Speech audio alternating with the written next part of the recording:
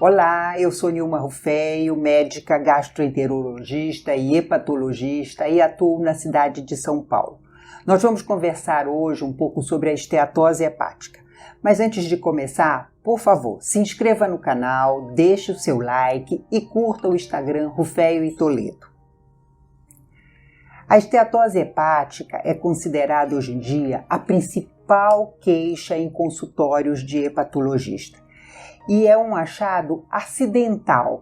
Normalmente a pessoa vai fazer alguns exames de check-up, rotina e descobre um depósito de gordura no fígado através de um exame de ultrassom ou descobre através de um exame de sangue uma alteração nas enzimas de função hepática.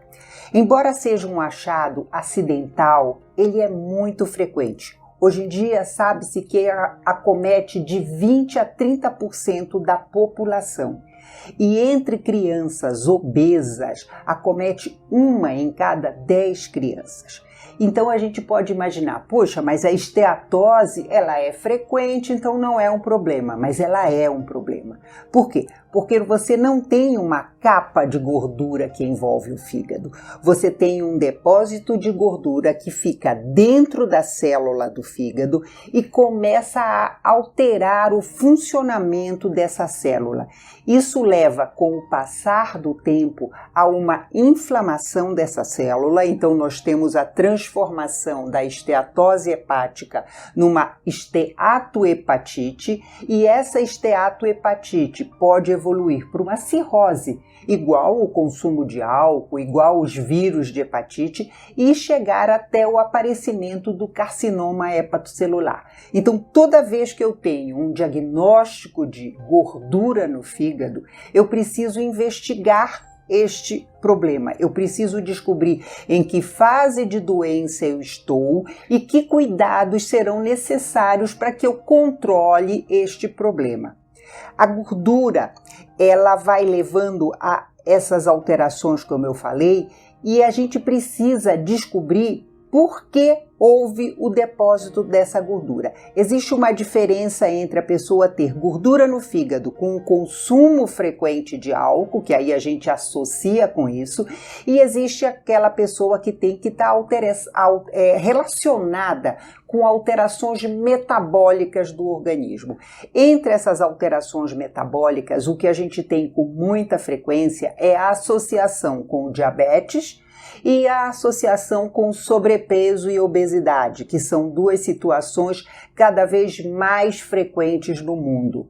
Então é importante que você procure um médico, você consiga diagnosticar exatamente qual é o motivo deste quadro de gordura dentro do seu fígado. É importante este médico descartar outras doenças. Existem doenças próprias do fígado que podem cursar com este quadro. Por exemplo, as hepatites de vírus C.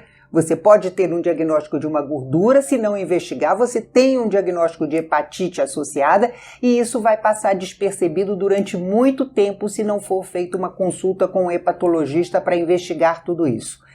Então, feito o diagnóstico deste quadro, sendo ele de origem metabólica, é importante que a gente comece a estadiar em que fase está. Até um tempo atrás, a única forma que a gente tinha de fazer uma diferença entre uma evolução para um quadro mais sério de fígado ou não era através de uma biópsia de fígado. Hoje em dia a gente já não precisa mais disso. A gente tem alguns métodos indiretos, métodos de laboratório que a gente consegue avaliar a extensão desse comprometimento de fígado e a gente tem também métodos de imagem, como a elastografia, onde você consegue avaliar o grau de rigidez deste fígado e através deste grau de rigidez tentar classificar em que fase eu estou para programar o tratamento mais adequado. A gente sabe que um fígado normal é um fígado molinho, é um fígado que não é enrijecido, não é endurecido. E conforme essa evolução vai acontecendo, esse meu fígado fica mais endurecido, mais rígido e eu tenho valores mais elevados nos exames de elastografia. E existe tratamento para gordura no fígado? Existe. Você normalmente tem quadros metabólicos, como eu falei, então você tem como controlar o seu grau de diabetes ou pré-diabetes, você tem como controlar o seu quadro de ganho de peso, você tem como controlar seu quadro de dislipidemia, que seria alterações do nível de colesterol e de triglicerídeo, tá? E você tem também como controlar o grau de obesidade visceral. A principal relação que a gente tem é com o ganho de gordura abdominal. Às vezes nem tem um sobrepeso importante, mas tem um volume abdominal com uma gordura abdominal maior. É geralmente um trabalho multidisciplinar. A gente precisa de uma reeducação alimentar e nisso a gente precisa de um suporte, de um aporte de uma nutricionista, de um nutricionista. A gente precisa mudar um estilo de vida, a gente precisa ter mais atividade física e é importante ter um preparador físico junto com a gente.